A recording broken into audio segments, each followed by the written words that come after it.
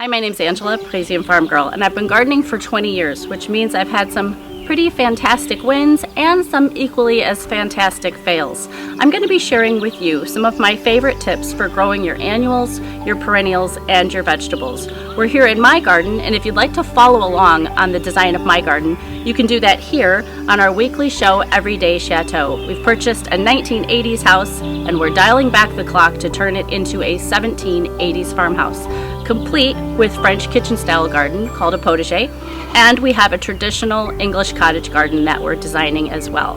One of the beautiful things about gardening is that there's always something to learn. So come with me, I'm going to share with you some of my favorite tips.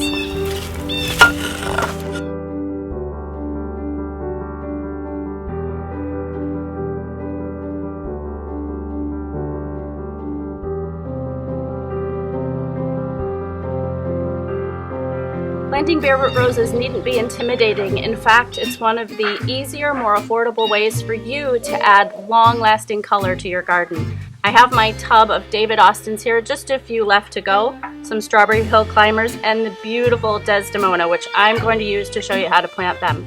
So this is what a bare root rose looks like.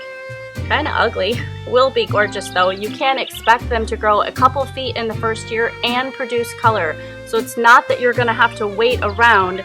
It's that usually they're a bit more affordable than buying a 2 or 3 gallon potted rose at the nursery. I ordered mine from davidaustin.com.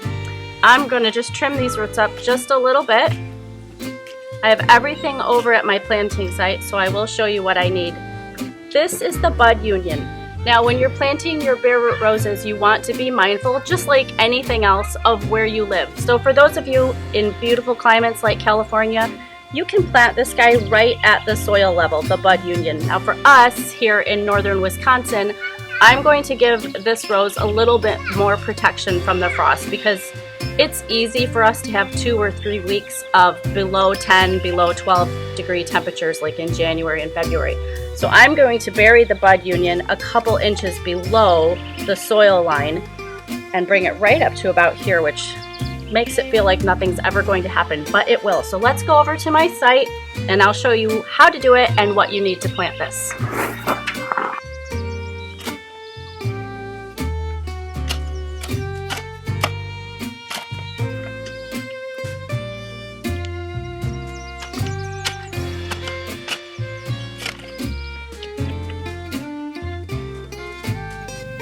I chose David Austin roses simply because that was really important for me for my garden this year. You can get bare root roses just about anywhere at the hardware store. Sometimes they're on the end cap at the grocery stores at this time of year. It's not always about what kind of rose you plant, it's about what you plant your rose with. So I have a bucket here of beautiful compost. I've got goat droppings, I've got compost from the forest floor. This is some really, really good stuff here. So I've dug out my hole about 2 feet wide, got some backfill in the bottom, and I'm going to go ahead and add some compost.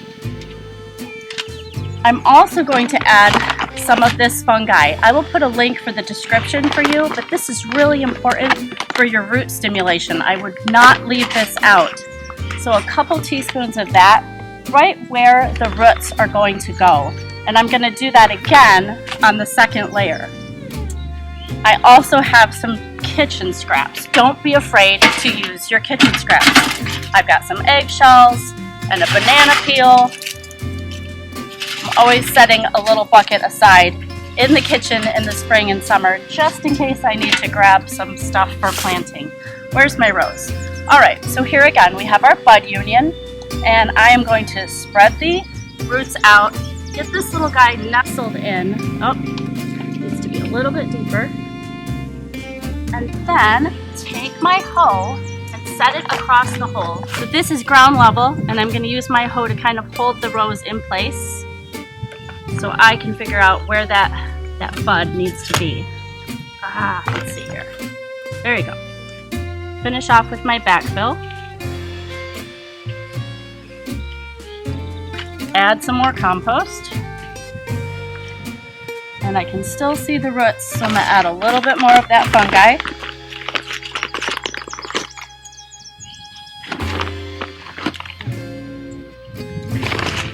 And if you want to add rose food, this is when you could do that. Find your favorite organic rose food and you could add it at this point as well.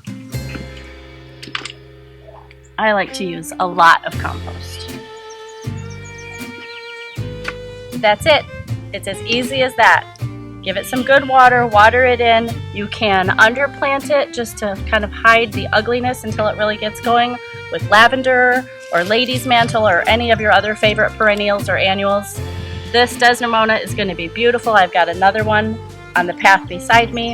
It'll get 3 to 4 feet wide. I can't wait to see it. It's going to be gorgeous. But that's how you plant a bare root rose. So go get yourself one. They're a lot easier than you think.